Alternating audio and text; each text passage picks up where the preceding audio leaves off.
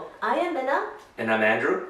Now, as founders of the Foco Academy, nutrition specialists and success coaches, we focus on teaching Jack Canfield success principles and applying the principles to the 3 areas of life that money can't buy. That is health, time, and love relationships. Now, just how bad is this coronavirus pandemic? In our last block, we talked about the ABCs of how to protect yourself from the coronavirus. A is for avoidance, B is for biohacks, and C is for countermeasures. Where we stand today, if you have been following the news about the COVID-19, you probably agree that avoidance is a moot point. We're now at over 88,000 confirmed cases spreading over 60 countries and counting. Within one day, Italy has a 50% increase in coronavirus from 1,128 cases on Saturday to 1,694 cases today. There are now 23 community spread cases in the US, and these cases are not directly linked to people who have traveled to Japan or China. If you live in California, like we do, then allow us to draw you to the latest study on which states are the least ready for pandemic. In this study, California is rated as one of the top 5 states in the US that is the least prepared for a pandemic, such as the spread of the COVID-19 that we're in right now. If you want to see where your state ranked in this study, we have included a link here so that you can go take a look for yourself. Now, who does the coronavirus target? I think it's pretty safe to say that this virus originated from Wuhan, China, but patient 0 was back in December last year. Since then, not only Chinese are infected, but Indians, Italians, Iranians, Canadians, Singaporeans, Japanese, basically people everywhere are infected. We've seen some violence targeted against Asian Americans in our country, but I can assure you that the coronavirus does not discriminate. It doesn't matter what nationality or ethnicity you are, what gender you are, or how old or young you are. The virus doesn't pick and choose. It just spreads and infects everybody. Now, the 3 things you must do now to prepare for the imminent coronavirus pandemic. What we mentioned in our last block still holds true. Wash your hands frequently with soap and water. Stay away from sick people if you can, and keep your immune system strong.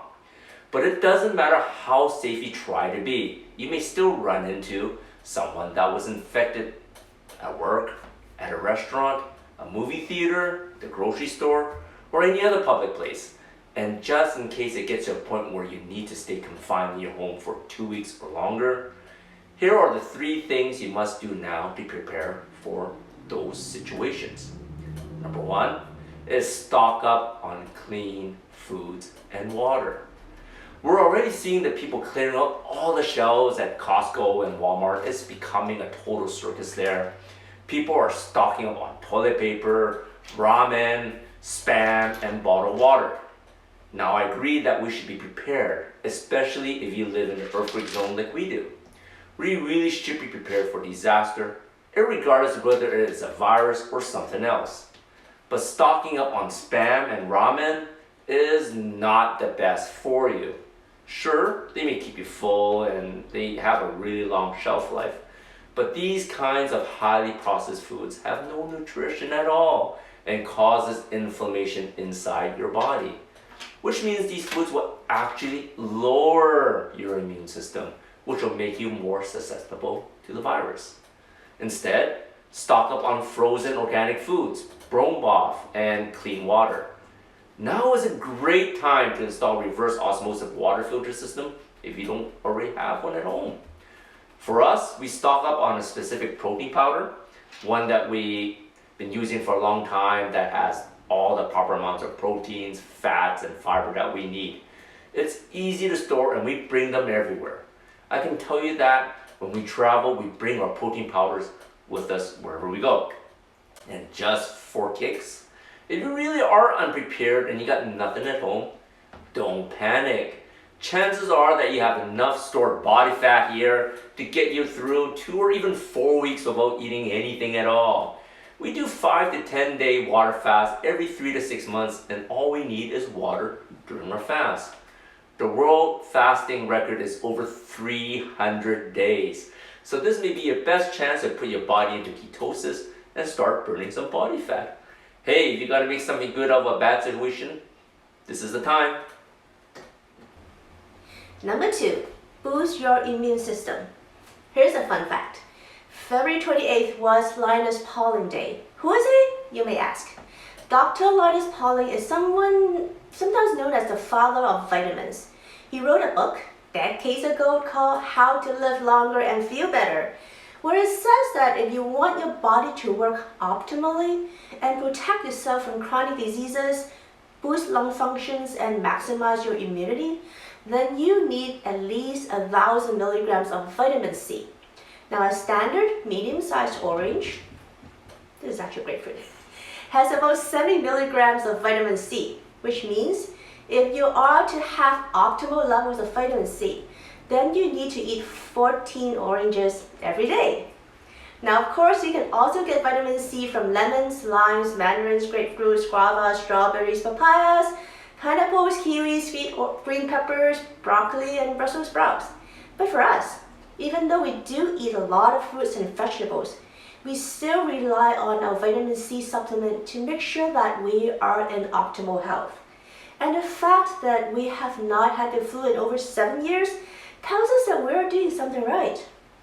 So if you're experiencing flu symptoms, you should definitely get it checked out with your doctor. But also, bump your vitamin C intake to 3,000 or to even 5,000 milligrams a day. It is the best way to shield your body and fight off any viruses. Now, for those doubters out there, here's a story of a New Zealand man a few years ago. He caught something and he was taken to hospital. And over the next few weeks, he got worse and worse. His lungs were failing and the doctors couldn't figure out what was wrong with him. They gave him all types of medication and treatments and nothing worked. Finally, on his deathbed, when the hospital was about to pull the plug, they grudgingly agreed to give him intravenous vitamin C because the family has been begging the hospital to give him vitamin C all along just to see if it works. And guess what? When medication failed, vitamin C came to the rescue. It worked! Within a few days, this man was up and running as if he had never been sick. Now, is vitamin C a miracle drug? To this man, it is. So here's a link to the YouTube video if you're interested. Now, the number 3 is to get well rested. At times where we are in fight or flight mode, it is especially difficult to get well rested. But it is during our sleep that our bodies recover and work its magic to fight off diseases. So really, try to get a good night's sleep. It may help to bring down the temperature in your bedroom because our body tends to be more rested in a cooler atmosphere. Keep your bedroom dark and keep your cell phones and Wi-Fi equipment outside of the bedroom. There are more and more long-term studies coming out about how Wi-Fi and EMFs are hurting us and making us sick. Melatonin is a good supplement to take to help you sleep better. Alright, now go stock up on the clean foods and water, take a lot of vitamin, and make sure you get good quality sleep. I hope to have better news for you next time. Make sure you stay healthy and safe. Until next time, love what you live and live what you love.